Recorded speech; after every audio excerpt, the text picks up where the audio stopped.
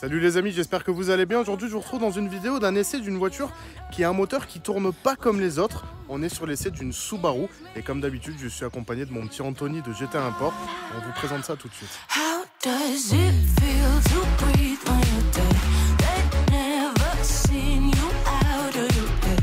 Cut to the bone, it's broken up.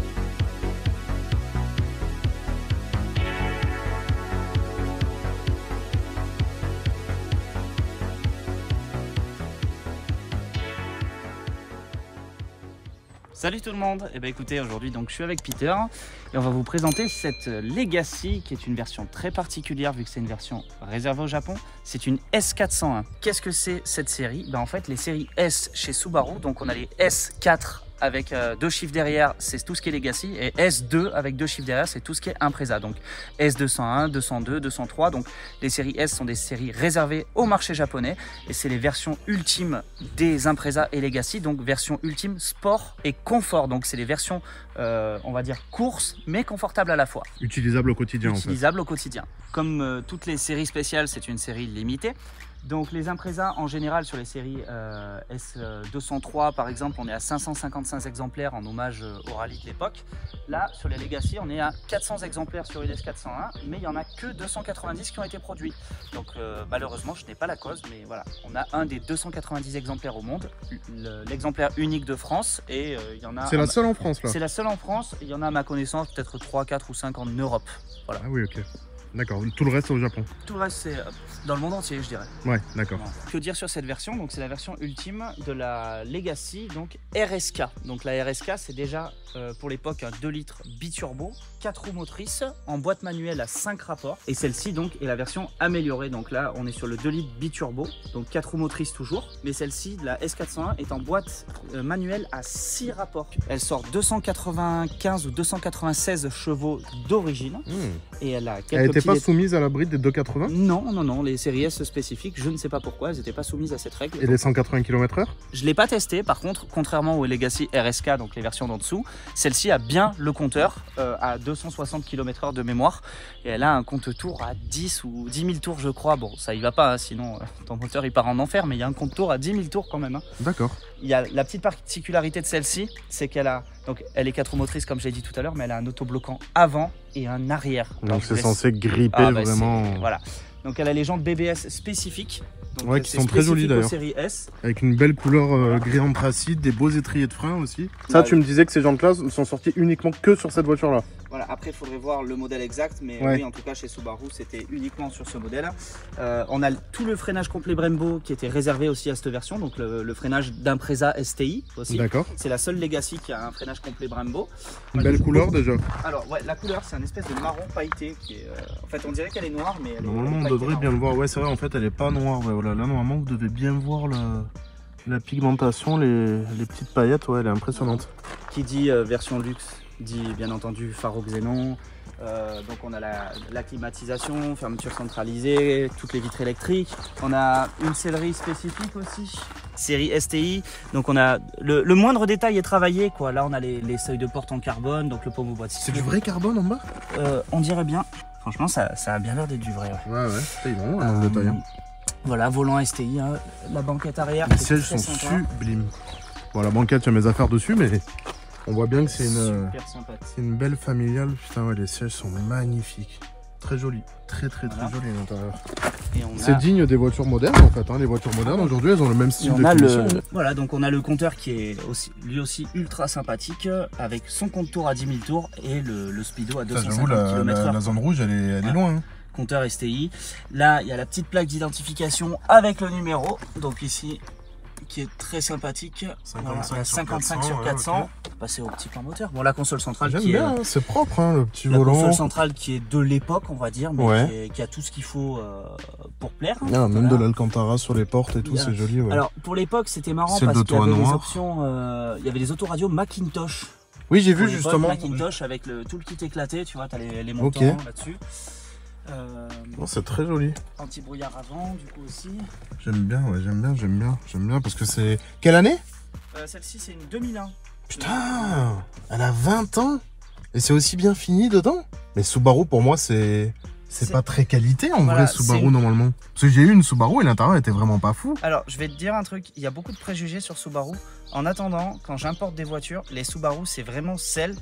Je touche du bois, hein, j'ai jamais eu un problème sur une Subaru. Non, mais moi, je parle en termes de finition. La Subaru que j'avais était pas ouf. Et c'était une 2007. Attention, là, on est sur... Voilà, ça, c'est le porte-gobelet, tire-le. Je tire. Ah, génial. Ah, ça, j'aime bien. Alors, là, il faut savoir qu'on est sur une gamme Legacy. Legacy, donc oui, c'est plus haut de gamme que l'Impreza. Voilà, exactement. Okay. La Legacy, on va dire, c'est une mais gamme ça va quand même, hein. Chez Subaru, c'est une gamme confort. C'est bien fini, ouais, le 8 vitesses, c'est sympa. Les Legacy sont réputées excellentes routières. Ouais, bah ça a l'air, hein. Voilà. 107 000 km, ouais, elle est neuve. Hein, 107 000, elle est gradée 4B. Ouais, forcément. Et voilà, regarde les beaux panneaux de porte. Ouais, j'ai vu en Alcantara, c'est très joli, ouais. C'est vraiment un beau modèle. Ouais, non, les sièges et tout, c'est très joli dedans. Alors là, on passe sur la partie arrière. Je la trouve tellement magnifique, cette partie arrière. Donc, Legacy STI, S401. Ça fait massif, hein, avec la derrière. bande de phare. Ouais, avec marqué Subaru dedans, ouais. Voilà. Là, ici. Ici, on a des optiques légèrement teintées qui donnent vraiment le plus bel effet à la voiture. Grosse sortie d'échappement, digne des Subaru. Là, on les voit bien, les reflets. Ouais, c'est joli, là. Noir de loin, mais bien pailleté de près. C'est magnifique. C'est très beau, ouais. Non, elle est jolie, en plus, avec sa grosse bouche d'aération sur le capot, j'aime beaucoup. On va passer à la partie moteur. Allez, vas-y. Alors, la partie moteur, donc, comme je disais, c'est un 2 litres 4 cylindres à plat, 2 litres biturbo. Donc un peu comme les Supra avec un fonctionnement séquentiel. L'usine à gaz, ça donne pas envie de mettre les mains dedans. C'est très couplé en bas et le deuxième turbo charge à 4005, ça charge super haut. On a l'impression qu'elle est plus typée pistard que rallye. Jusqu'à 4005, il y a un turbo et passé les 4005, il y a le deuxième. Il y a deux turbos en même temps.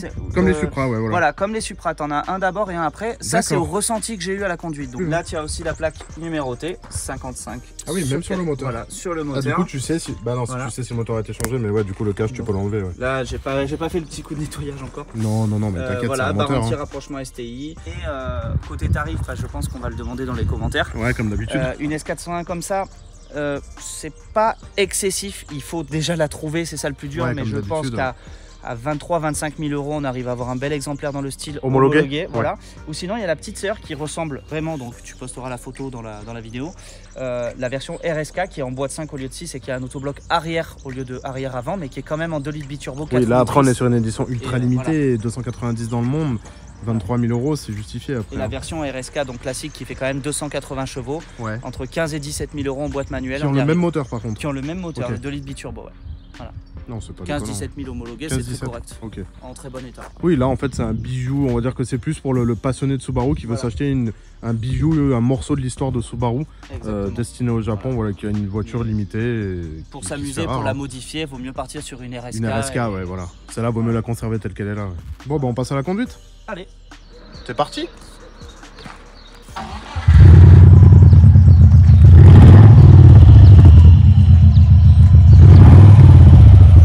Bon bah let's go les amis.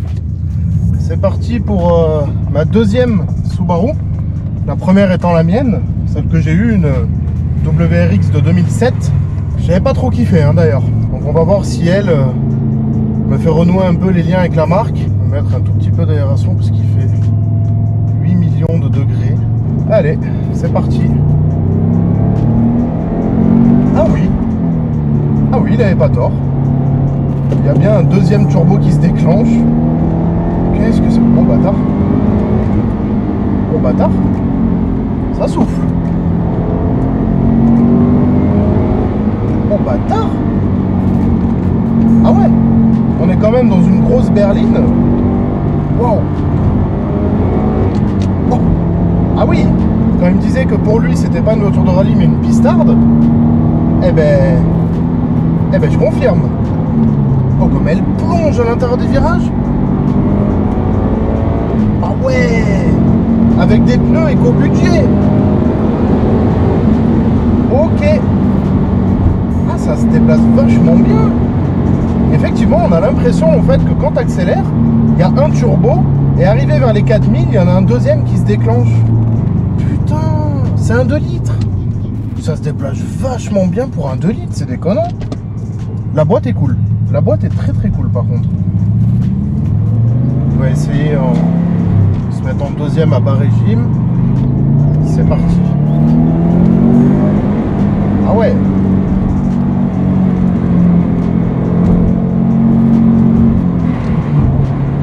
Mais c'est super agréable à conduire en plus, c'est ça le pire. Merde. Mais comme ça marche. Oh, oh. Ça marche peut-être même trop d'ailleurs. Wow. Ah oui, boîte 6 en plus. Étonné qu'une voiture aussi grosse, c'est clairement le gabarit d'une Audi A4, soit aussi vive dans les virolos. Putain, je suis choqué. Le moteur, il est hyper coupleux. Ça a un peu le comportement d'un JZ, effectivement. Oh, la tenue de route de cochon. Oh, oh, oh, oh. Waouh. Mec, je dirais pas combien je suis passé dans le virage, là, mais... Oh, la tenue de route de cochon avec des pneus top budget. J'imagine même pas avec des semi-slick. Oh, le freinage, il est au poil, il est parfait. Franchement, j'effleure à peine la voiture, ça la ralentit ce qu'il faut. En fait, quand tu es dans le virage, tu laisses un filet de gaz, voire tu accélères dans le virage.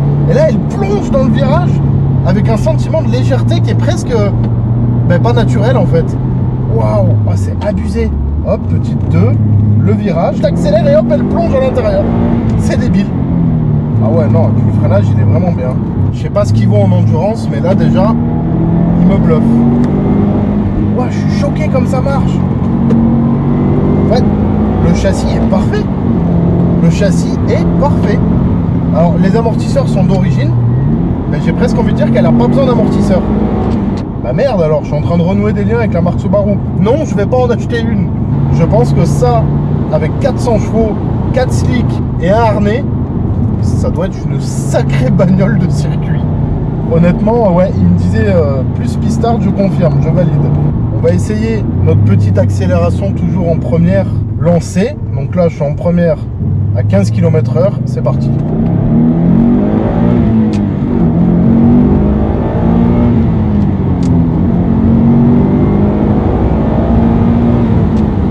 Ouais, ça se déplace pas mal. Ça manque de sonorité.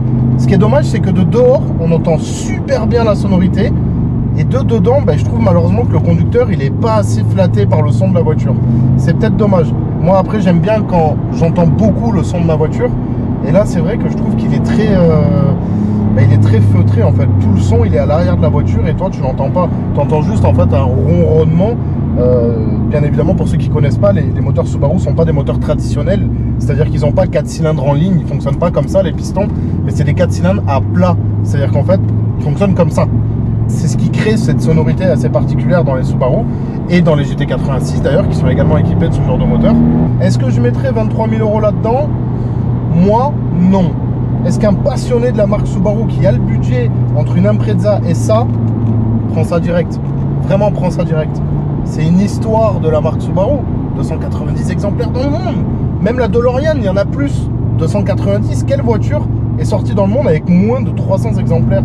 C'est hyper rare.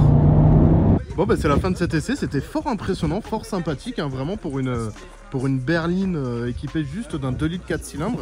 Je trouve que ça marche quand même plutôt pas mal du tout. Elle a vraiment une belle esthétique, une belle peinture, c'est une voiture que je vais me souvenir.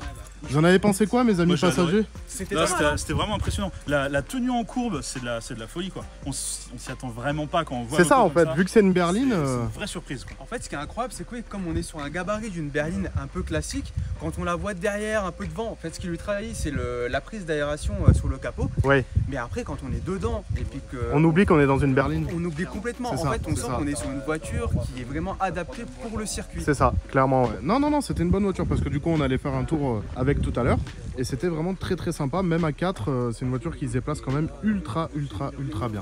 Merci encore à Anthony Ford de m'avoir prêté cette voiture. Et si c'est pas déjà fait, pensez à vous abonner si vous voulez voir encore des vidéos avec des essais comme ça chez Anthony. Allez, salut! How does it feel to breathe?